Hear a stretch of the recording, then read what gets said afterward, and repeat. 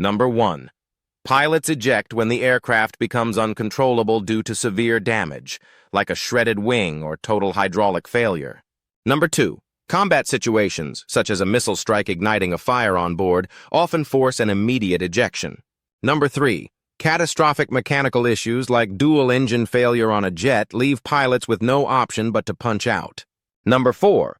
If the plane enters an unrecoverable spin or stall, ejection is the only way to survive. Number 5. Pilots consider altitude too low and the parachute might not deploy in time.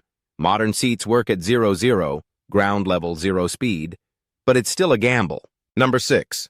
An imminent crash, like during a failed takeoff or low-level flight into terrain, triggers the decision. Number 7.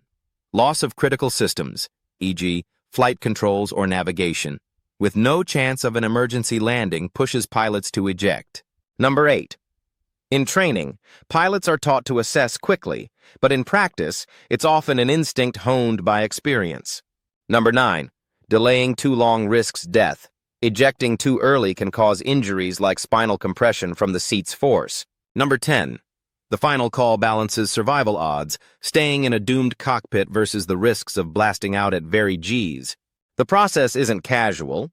Pilots are trained to follow a mental checklist, but in reality, it's often a gut call.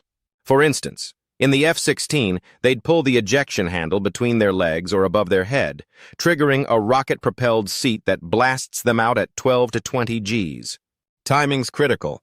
Too early risks unnecessary injury. Ejection seats can break spines or limbs. Too late, and they don't make it out. Historical cases back this up.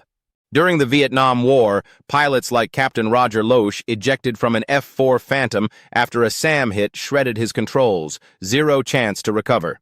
In contrast, test pilots like Chuck Yeager delayed ejection during an NF-104 crash in 1963, trying to wrestle the plane until it was clear he'd hit the desert floor otherwise. Ultimately, it's about survival odds. If staying in the cockpit means certain death, they're gone. Thanks for watching.